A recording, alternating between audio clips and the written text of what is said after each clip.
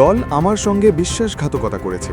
Ticket না পেয়ে চরম ক্ষুব্ধ টিএমসি বিধায়ক তথা মালদা হরিশ্চন্দ্রপুরের মন্ত্রী তাজমুল হোসেন। যারা পার্টির জানে না তাদের টিকিট দিল। দল আমার সঙ্গে বিশ্বাসঘাতকতা করেছে। এবার টিকিট পাননি রাজ্যের সংখ্যালঘু উন্নয়ন প্রতিমন্ত্রী ও মালদা হরিশ্চন্দ্রপুরের তৃণমূল বিধায়ক। অভিযোগ করে তাজমুল হোসেন বলছেন, পার্টির সমস্ত প্রোগ্রাম অক্ষরে অক্ষরে পালন করেছি, তা সত্ত্বেও টিকিট দিল না। যারা পার্টির জানে না তাদের টিকিট দিয়েছে। কোথাও প্রার্থী না হওয়ায় ক্ষোভ, কোথাও প্রার্থী অপছন্দ হওয়ায় বিক্ষোভ। 24 ঘন্টাও কাটেনি, প্রার্থী তালিকা প্রকাশ করেছে তৃণমূল। তার মধ্যেই দিকে দিকে এই ছবি। তৃণমূলের প্রার্থী তালিকা প্রকাশ হতেই জেলায় জেলায় ক্ষোভ বিক্ষোভ শুরু হয়ে গেছে।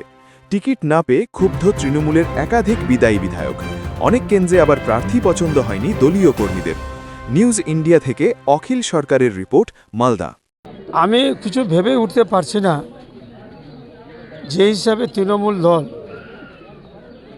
আমরা দীর্ঘদিন ধরে 15 বছর থেকে আমরা করছি, 2015 সাল থেকে খুব একনিষ্ঠভাবে আমরা দলটাকে করছি, যে হঠাৎ করে এসে টিকিট পেয়ে যাবে। আমি তো আশ্চর্য হয়ে যাচ্ছি এই কারণে যে যেখানে মানুষের সাথে নাই, পার্টির বলে জানে না কোনো পার্টি, হয়তো আজকে হয়তো তৃণমূল কংগ্রেস করছে, তার আগে সে হয়তো কংগ্রেস করতো, কি সিপিএম করতো, কি বামফ্রন্ট করতো, কি বিজেপি করতো, সেটাও না। বিজেপিরও যোগ করেছিল, বিজেপিরও যে প্রার্থী ছিল ওই প্রার্থী হবার পর থেকে মানুষের সাথে ছিল না, একটা মানুষের সাথে ছিল না। 45,000 ভোট পেয়েছিল সত্যি, বিজেপির এখানকার ভোট 45,000 পেয়েছিল সত্যি, কিন্তু একটা মানুষের সাথে 4.5 বছরও ছিল না। হঠাৎ করে এসে এই টিকিটটা পেয়েছে, মানুষের সাথে ছিল না। আপনারা দেখেছেন, আপনারা তো সাংবাদিক, এত যে আইসিআরের আতঙ্ক, এই যে আইপ্যাকের এতগুলো নির্দেশ, এত যে মনে করি যে কী বলে পার্টির প্রোগ্রাম, সমস্ত প্রোগ্রামগুলো আমরা অক্ষরে অক্ষরে পালন করেছি। তা সত্ত্বেও আমাদেরকে টিকিট করলে যারা পার্টির জানে না তাকে টিকিটটা দেওয়া হয়েছে। দল অবশ্যই, আমি এটা কথা বলবো, দল আমার সাথে বিশ্বাসঘাতকতা করেছে।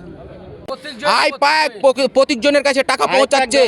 আইপ্যাকটা হচ্ছে আপনার এজেন্সি, এই এজেন্সিকে দিয়ে টাকা তুলানো হচ্ছে। এই আইপ্যাকের দ্বারা দিয়ে প্রত্যেকজনের কাছে টাকা পৌঁছেছে, প্রত্যেকজন এই টিকিটটাকে শেষ করেছে।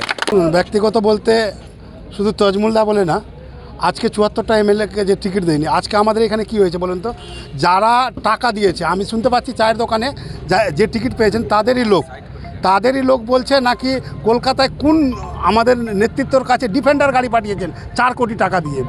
এবার গল্প, দ্বিতীয় গল্প ওদেরই লোক বলে বেড়াচ্ছে, চায়ের দোকানে গল্প করছে, নাম মেনশন যারা চায়ের দোকানে গল্প করছে, আমাদের কানে খবর আসছে যে আইপ্যাকের একটা যে লোক কাজ করছে তাদের হয়তো প্যাকেজ থাকে 10 লাখ টাকা, বছরের প্যাকেজ থাকে 10 লাখ টাকা। কি করেছে, বলেছে তুমি একদিনের জন্য 10 লাখ টাকা দাও, আমার নামটা গুঁজে দাও। তো এটা টাকার বিনিময়ে টিকিট হয়েছে, হয়নি। এইখানে যদি একটা বুথের একটা কর্মীকে যদি টিকিট দিয়ে দিত, যারা বিগত দিন থেকে তৃণমূল কংগ্রেস করে আসছে, তাহলে সবাই পছন্দ করতো।